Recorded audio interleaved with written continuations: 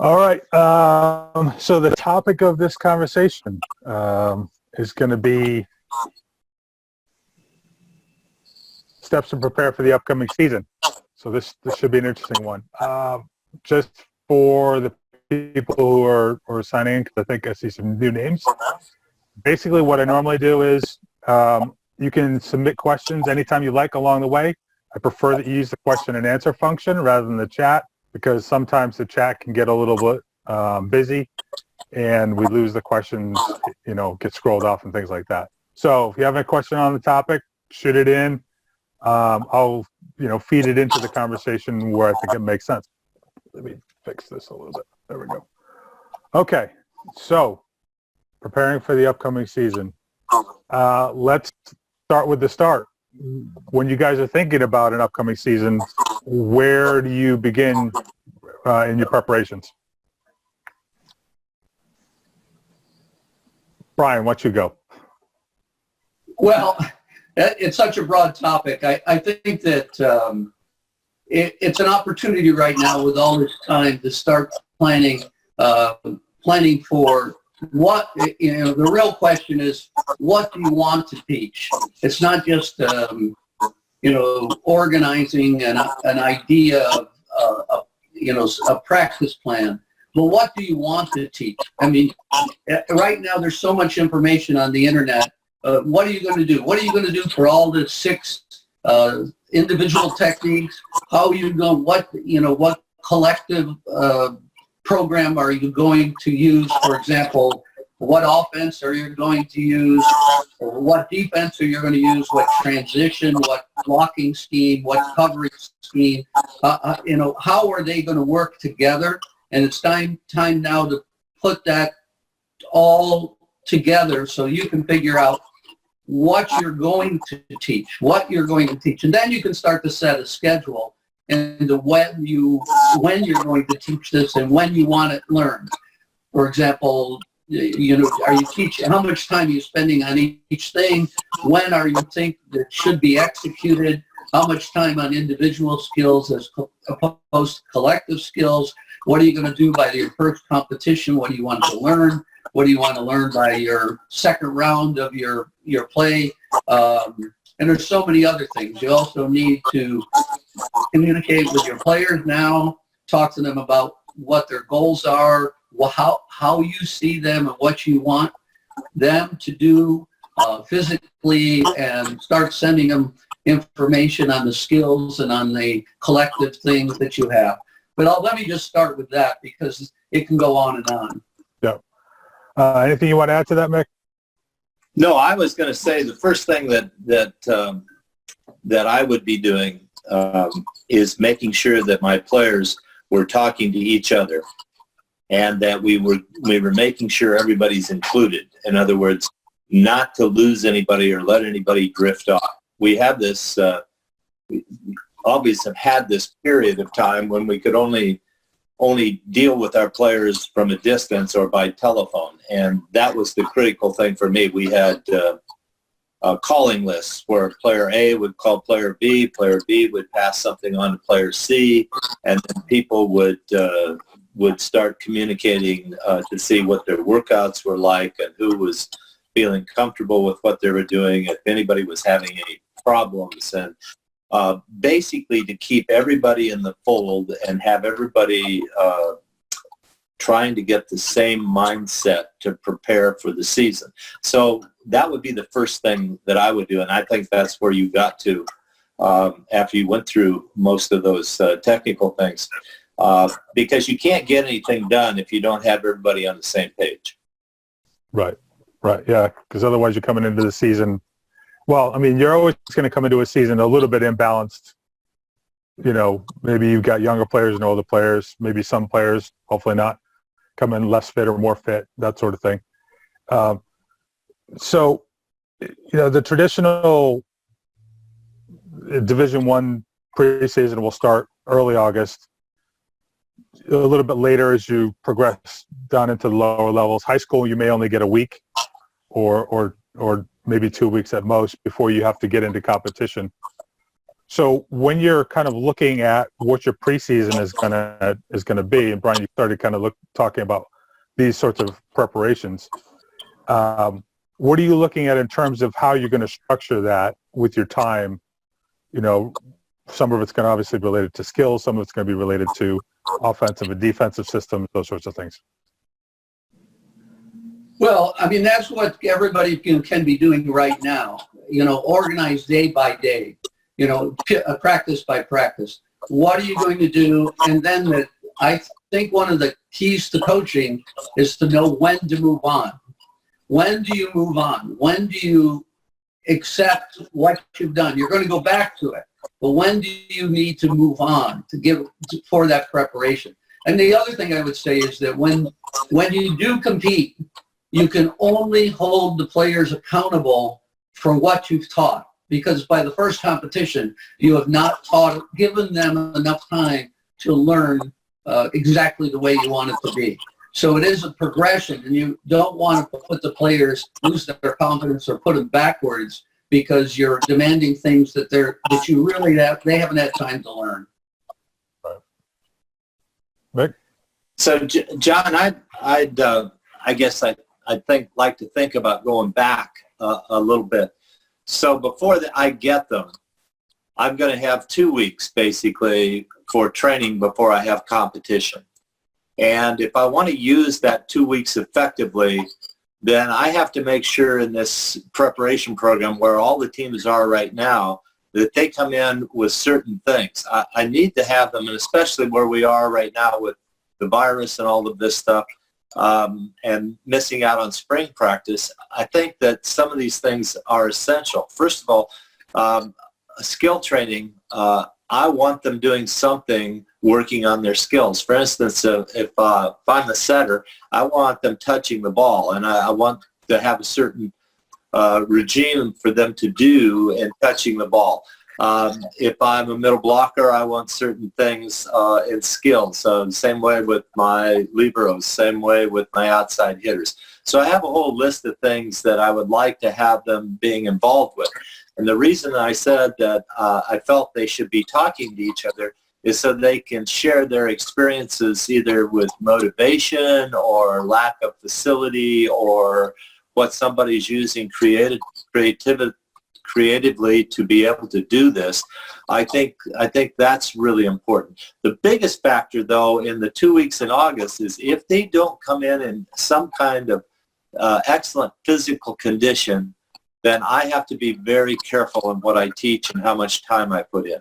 If I can get them all to come in a certain level of fitness, then I can actually have 2 practices a day and get a lot of things accomplished without injury and without damaging somebody. And so I need a preparation for that. And we're now, the coaches now have an extra problem in that they don't have people in gyms training because you can't get into a gym unless you get into one or you have one by yourself. So how do you do that physical training? And what types of physical training do you need to be ready, and those kinds of things. So I think those are factors before I can actually teach anything in August that I have to get accomplished now, and it's triple a problem for the college coaches for this year because most of them have lost their spring season and control of anything in the summer. So they don't know what they're going to get unless they can communicate and provide programs and then have the players encouraging each other to make sure they stay on those programs and do them. Okay, one of the challenges obviously is that over the summer we can't talk with them about what they're doing. At least in the NCAA, we can't follow up with them. We, like you said, with the phone chains and all, and obviously in social media, their groups and all that, they can keep up with each other and they can communicate with athletic trainers and strength coaches and those sorts of things to get programs. But even more so than usual, since, as you say, coming off no spring season, we've got this lack of volleyball sort of gap that you throw into the equation. So what can they do over the summer I mean, hopefully at a certain point they'll be able to play volleyball again with other people, or at least in small groups of some kind. What can they be doing in the absence of that to try to work on both some element of skill for their position, but also the fitness side of things at the same time? Well, if you've been watching the internet, we have people laying down in bathtubs, setting the ball off the wall into the side of the bathtub and back. We have people hitting balls off of mailboxes. There's all kinds of things. I'm just old enough to know that when I first started playing, there weren't a lot of people around to actually be able to pepper with or that sort of thing. There weren't a lot of people in the Midwest that had any volleyball skills or had even played. So I went back in my thinking before we decided to do this and think, what did I do to try to get better? Some of the major things that when I first went to Ball State, and I never played volleyball until I went to college. Ball State was my first experience with that. And they would have us go home for the summer, and one of the drills was to hit the ball off the floor into the wall and back, working on your arm swing and a high arm snap. Well, the really critical thing for that drill is, one, just to find a wall where you can hit the ball off the floor, have it rebound off the wall and come back to you, and then you move your feet quickly enough to get in position to hit the ball, again, between your shoulder and the middle of your head, and continue the repetition of hitting and get in a rhythm of arm swing and snap, moving your feet. Well, a lot of people, I know my friends in California at that time who I was kind of comparing notes, thought that was kind of funky to be doing something like that. But we didn't have anybody else to play with. So basically that taught me good arm swing and really had me work on my feet. Another thing was to put a square on the wall, certain distance, and set the ball into that square on a continuous basis, working on your hands. Well, the critical thing to that was get them close enough to the wall so that the line of force would come down through your head and out your tailbone and not through your shoulders and out your back. And that taught me great setting technique fundamentals for releasing the ball with the line of force being positive. Those kinds of things I was thinking about were the kinds of things that I would be recommending players to do that when they can only work out by themselves. And think about this, and then they have to cleanse the ball afterwards so that they're constantly worried about, picking up strands of virus on the ball and to wash their hands and maybe even have to have a face mask doing all this stuff. But it's a real challenge. But it was a challenge when we first started playing, and there weren't a lot of people around that knew how to play. One of the things also that I'll mention, and then I'll be quiet for a minute, is weight training. There weren't weight rooms and weights. We couldn't go to gyms and lift weights only at certain times. So we made our own weights. We took inner tubes, took radiator cables and cut the inner tube in half, sealed one end of the inner tube with a radiator coupler, filled it up with sand, weighed it on our scales, and then sealed off the other end, and we could put them on our shoulders at various weights and do basically squats and things like that. We also could make hand weights that way. We did a lot of that, and the first person that showed me that was Spence Notebloom out of Long Beach, actually, living in Long Beach, and I went to stay with him for the summer to train, and he showed me how he was doing his weightlifting, and he created his own weights. So all of those things are things I think we have to think about now to give suggestions, and that's just not have people say, I can't do something. There's always a way to think about doing something. We just have to be a little ingenious about how we're doing it now. Okay. What are your thoughts, Brian? Well, Mick said so many good and interesting things. I didn't realize he was that old. Hey, you are bad. There's so much to answer some of those questions. Is I do agree with all Mick said. You can be creative. Well, nowadays, maybe you can't ask or give a workout program you suggested, John.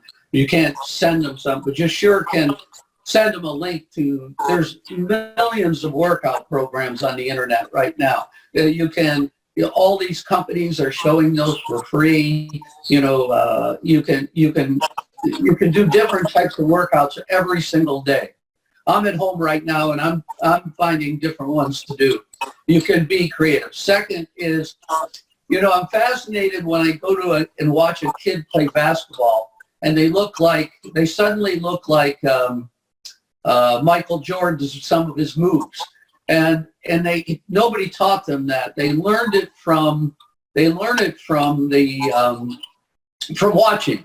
So I think that there's so many volleyball matches that you could pull up on YouTube or whatever, that the kids need to start watching the game so that when you talk about it, they have a better idea of what you're talking about.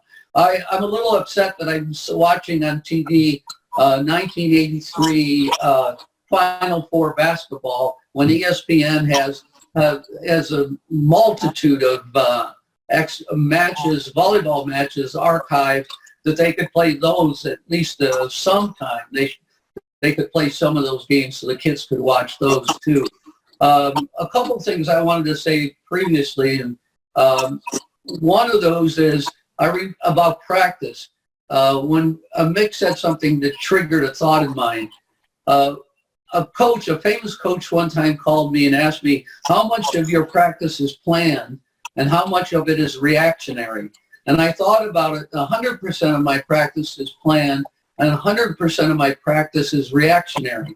And you have to be able to go and flow with the punches there to be able to get to where you want to go, but it's never smooth. So I just wanted to throw those out there. Also, if I could add about the television, I think there's a way to watch TV.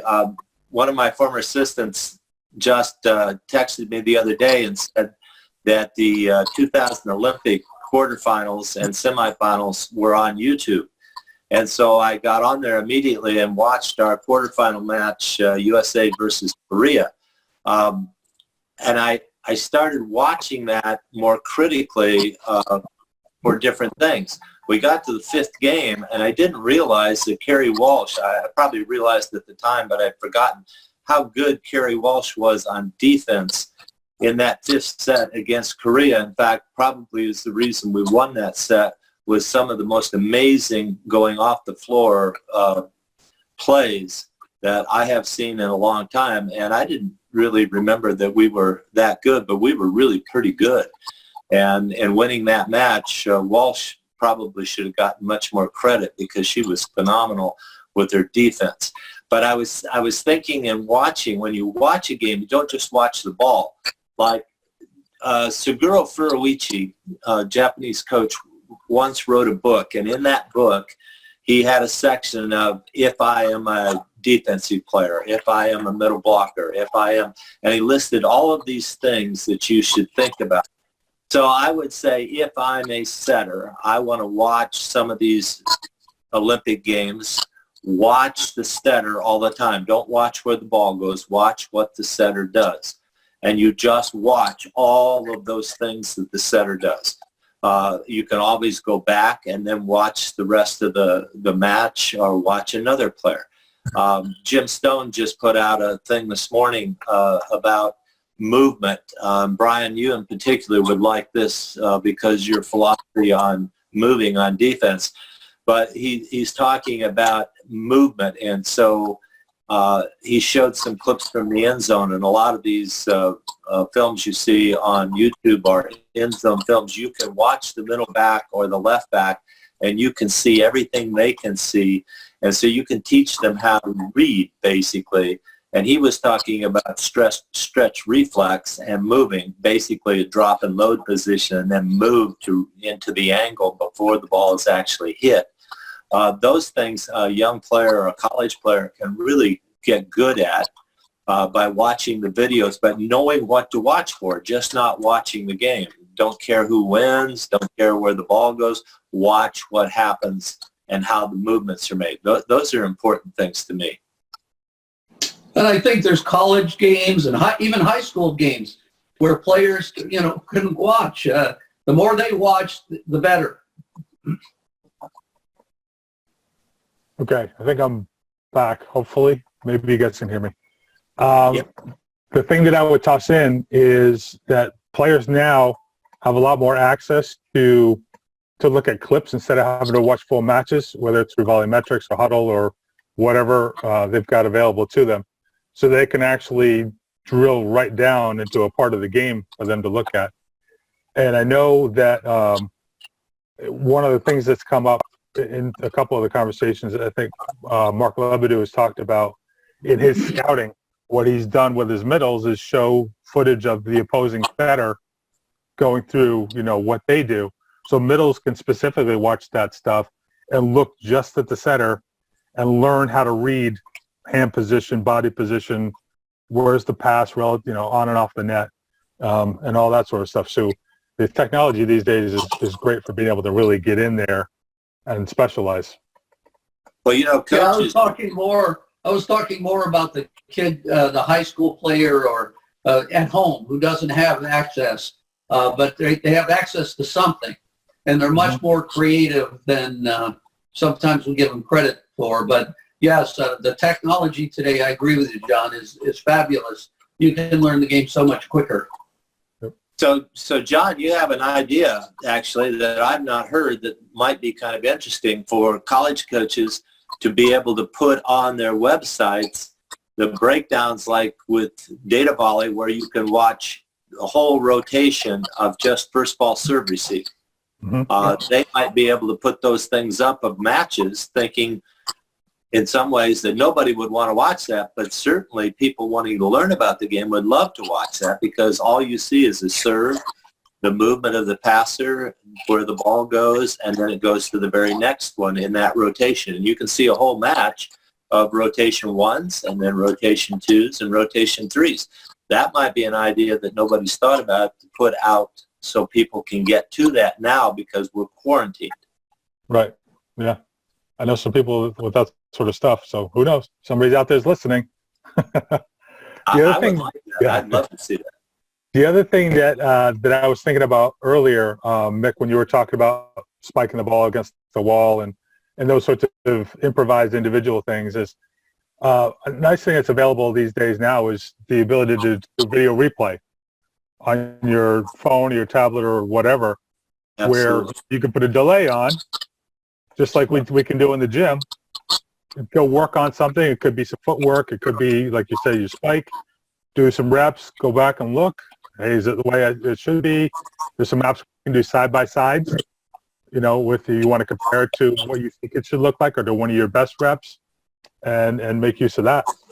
Much better than having to wait for the Super 8 film to be developed and watch it later.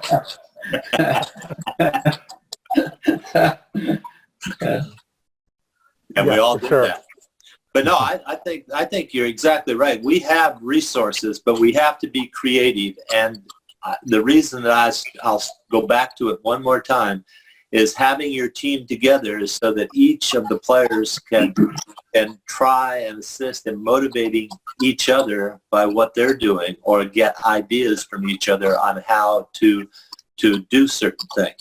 And I think we're pretty lax at that right now because we've always had so many things given to us in this generation that nobody's really thought about how you have to do this. And here's a great example. Do you remember the energy shortage? Way back when, I think the 70s. 70s, yeah. Shortage. And we all wanted to play volleyball, but guess what? They shut down the gas stations at a certain time at night. And we couldn't get to a tournament in Toronto and get back to Chicago without gas. So we hid gas cans full of gas at certain mile markers in the snow on the interstate. And so we'd go to this all-day tournament in Toronto. We'd play all day.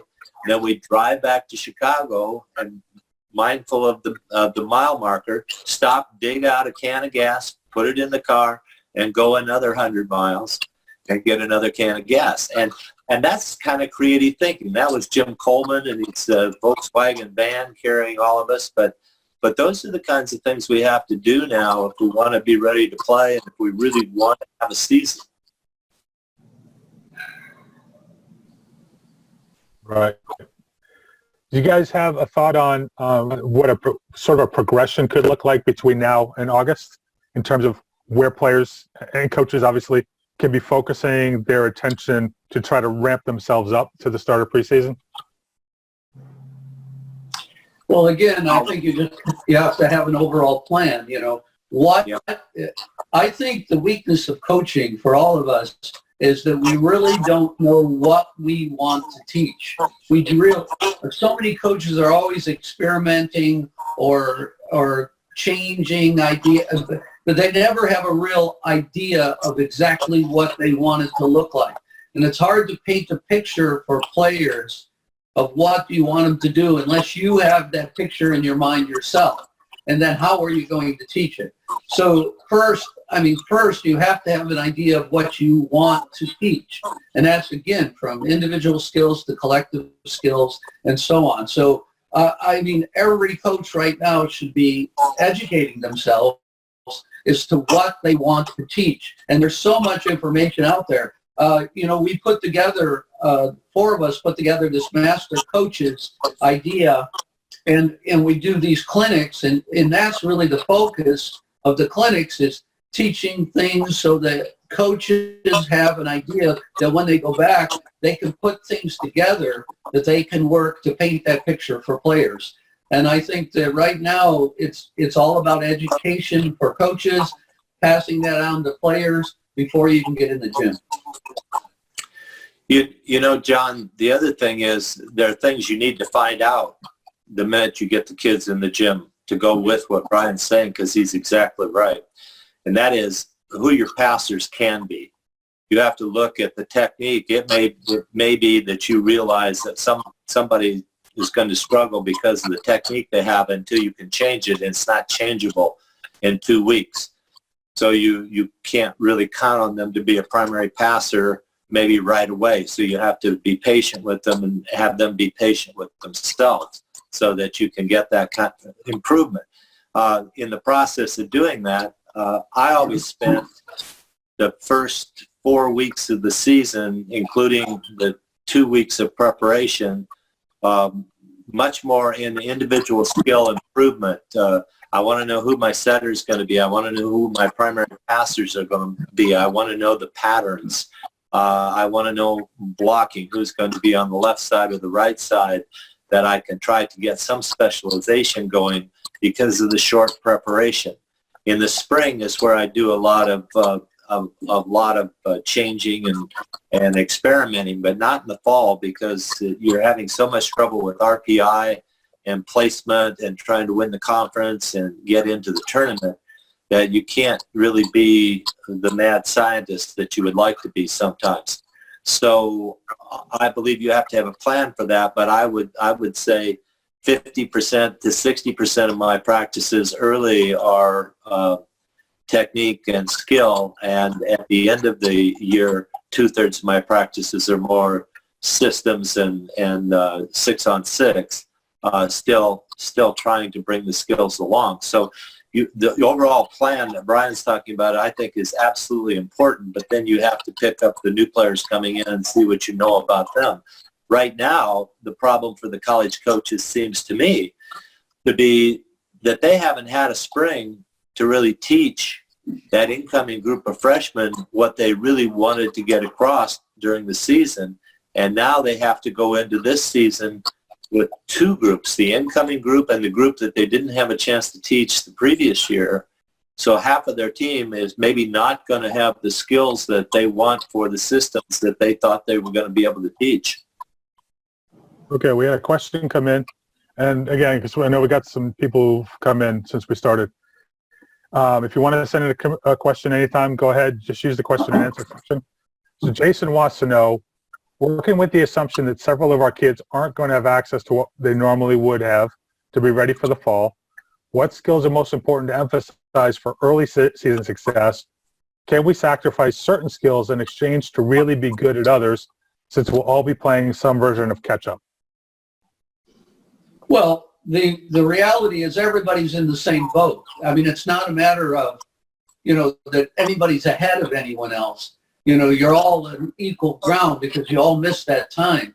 If there's a skill that you better have, is you better be able to minimize mistakes, and you better be able to serve and pass the ball. If you can serve and pass the ball and minimize errors, then you're in pretty good shape. So I think the coach needs to do that, but also the coach, maybe more importantly, has to have an idea of what they have.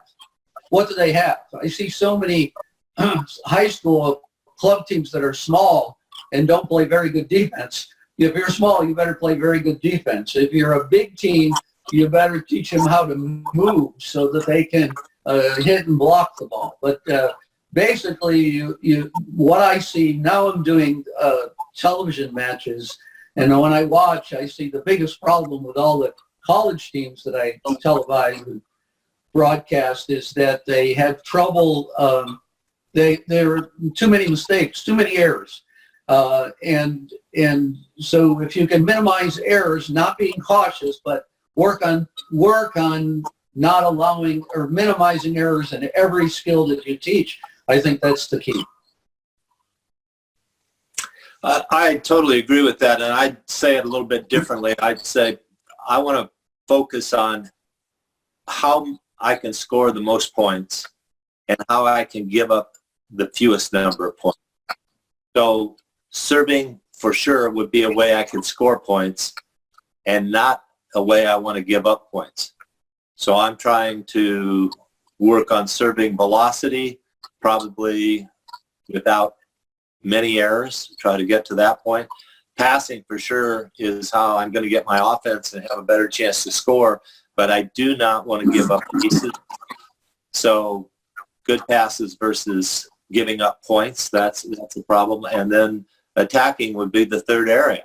I really think you have to figure out how you're going to score your points, and you're going to need, basically 13 to 14 and a half points per set attacking to have a chance to win. So right there is what I would be looking at if I'm a coach right now. Once I get that established, then I can work on all the other things. Okay. I always like the stat about hitting, that if you are 1 for 3 with no errors, you're 33%. If you're 1 for 3 with 1 error, you're 0%, and you're going to lose.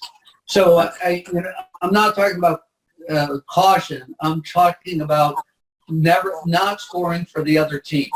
So when you're teaching hitting, you better be able to manipulate the ball to your best advantage, not score for the other team. Okay.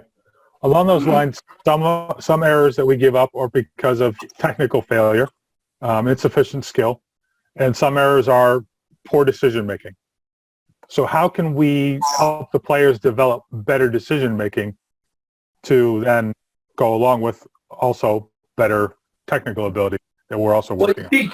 If I may answer that, you teach scenarios. So if you're teaching hitting, and you're teaching hitting where the ball is off the net or inside, or with the set that you're given is not ideal, you have to teach what you do with that ball in your drills. You teach how to put your hand on the ball properly to hit it 60% down the line, for example. The ball that's too wide, how do you approach it? How do you angle your body? Maybe you can't score on that ball, but your job then is to put it in the best place you can to make it the most difficult for the other team to score. So you have to teach scenarios. You have to teach a setter that if this is the pass and you can't make another set, don't force a set. If you're a defender and the ball is hit too hard, don't dig it to the target, dig it to the middle of the court. Those are just examples. Scenarios that you're going to face in the game must be part of your drills and practice so that you are ready for those situations when they occur in the games. And John, that what Brian's suggesting has to happen before you go into your point scoring games that solidify this in the learner's mind. Your you have to score 18 points before 13 points and those kinds of things. Those are all good games to play, and everybody wants to get into that gaming so that they think that teaches the players. But that gaming doesn't work if you haven't taught them emergency skills for different kinds of situations and balls. And Brian's exactly right about that. Okay. I had a question in my mind, but it went away. Well, you got to stop listening, John. If you start listening, you're not going to be able to remember. I know. It just came back. I was thinking in terms of we probably have more opportunity now than we normally would, especially for high school type coaches, and even college coaches with players coming in from high school to talk about systems and structure of play while they're not off doing juniors, competition and all that and stuff what they're working on with another team. So how can you prep the players in advance coming into preseason to get them up to speed more quickly, especially in a scenario when you only have a little minute amount of time before you have to go and play? Mick, why don't you go first on that one? Yeah, I was hoping Brian would jump in. Yeah, I was avoiding it. Well, I'm not sure, John. Can you phrase that, differently? I'm not exactly sure that isn't what you asked. I'm not sure I have a distinction between that and what you asked before. see, I would go back, John, to answer that. And I kind of agree with Brian. I'd go back and answer that by saying, I can't do that before they get in. What I need them to put their time into is not learning the systems, but getting their body physically ready. So I have, in 2 weeks, 14 days, I want to get at least 21 practices in.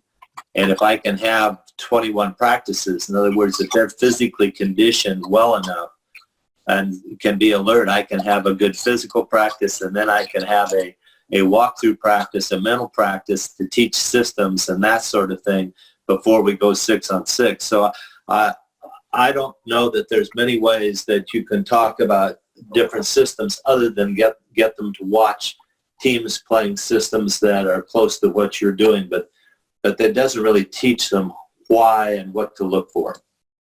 John, if I might respond, Mick, just play off what Mick said about players getting in condition and shape. You can give them all the programs you want, and I love the idea of the chain that Mick talked about. They have to communicate with each other, but the conditioning is going to be you certainly make the lineup. The coach makes the lineup. But the impression and the physical condition is going to be between players. The more fit they are, they will answer to each other. And if you have that, the discipline really doesn't come from coaches. You can implement discipline, but the discipline comes from players. So over the summer, how they're disciplining themselves to be in shape, for example, is going to really be up to them, up to the relationship they have with each other. That's first. And second, when they get into the gym to really teach, it's not about them competing against each other. It's about them competing against themselves. And so, because they all know only 7 people are going to be on the court, so they have to learn to compete against themselves to help the group. So I think if you can push that in the off season, that attitude, is that it will be, you can learn in what Mick says, we had 14 days to get ready. In those 14 days that we had to get ready, how it goes quicker if they are answerable to each other and understand that the discipline and responsibility and what they learn is the key, not to compete negatively against each other. And if I can add to that, John, team selection is so important when you're talking about this, because each team, I've talked to coaches all over the country, and they're always looking for a leader. but they're always looking for a leader that maybe is going to start for them. And I'm telling you, I've been able to be a coach of 2 national championship teams that were led by people that did not start. Christina Predmore led a team in Texas in 1988 that won a national championship. And she was not a starter, but she was such a dynamic leader among women that she basically totally encouraged the entire team and stayed after the entire team to do the work in the summer that needed to be done that gave us the chance to win. And I have to admit that Brian did beat us that year, but not in the finals during the season. But Lauren Killian, also at USC, was one of the most dynamic leaders. She actually took classes in leadership at USC when we won there in 2002. And she was a serious leader of that team to the point where it was 24/7 for her, not only out of season but in season. So those are some other things to put into this preparation of identifying your leadership and making sure that you give them the authority to be able to lead and do their thing. And hopefully you can find one of those people every 4 years or more that can really step up and do this, because they do make a difference on your team and they're extremely important. Yeah, I was going to follow up with on that basis of, Brian, you talked about the mentality, and Mick, you've got the leadership angle. Obviously, we can't oversee what the players are doing, and in this situation, if you're in a college program and even maybe a high school program, in the spring you could have instilled some of that work ethic in the team to power through the summer. So what are the sorts of things that you can try to do within the rules, obviously, to encourage the type of work ethic that they need, the type of discipline that they need, the leadership to emerge that needs to drive this sort of stuff so that they can have a good summer on a relative basis to carry into the fall? Well, it continues on. Let's say what Mick said at the beginning, the chain can be what I'm doing, a leader. This is what I'm doing, or here's, videos of my workouts, or here's my playing volleyball against the table.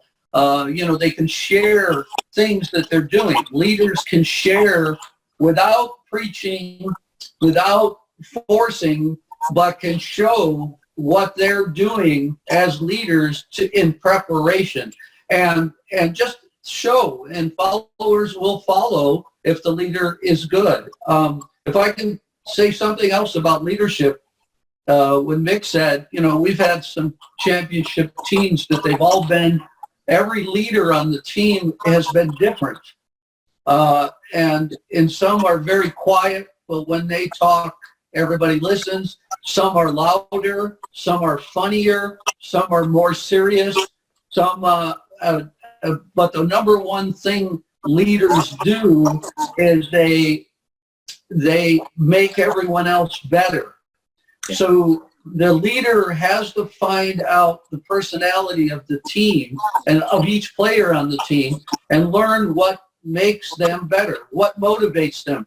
A leader knows how to make the others better in bad times and when they're not playing well, when they're not working hard enough. And that is a gift, and it can be developed. And the person who can help the most with that development and guide is the coach. The coach can help leaders develop. The coach has to understand the personality of the leader and teach them how to lead others. And it's subtle, it's not direct, but it's important. And that's what you can do during this part of the time. The team leaders can motivate others to do whatever they can do, to touch the ball, to watch film, to get in shape, all the things they need to do. And the coach can kind of talk to those leaders in whatever's legal to show what you're going to work on in the fall, send film, that type of thing, whatever's legal. Sure. Okay, we've had our 45 minutes. So do either of you guys have any final thoughts or comments or anything that you'd like to share before we wrap up this segment? Well, Mick and I, between the two of us, I think we've had 100 years of experience, and we all had, we've all had difficult. We both have had such. We've never had easy situations. There's no such thing as an easy situation, and we've all done all different types and all different levels and different abilities, and you just have to be happy with what you have. When the door closes, be happy with what you have, be planned, and be organized, and realize that, well, I tell players a lot of times in practice, I don't know why you're not perfect like I was when I was 21. And I think that we need to understand that we have what we have. We're lucky to have what we have. We're all on a level playing ground, and just have to do the best and teach the most you can with your players. And I would add with that everybody has value. Everybody on your team has value, and you have to make sure they understand that. All right. Yeah, sometimes I'm more proud of the 12th or 15th player on the team than I am with the other. Sometimes that 15th player never plays, but they work hard every day in practice, and they make those stars. They make the great players greater. And I'm just so impressed with the person who will do that.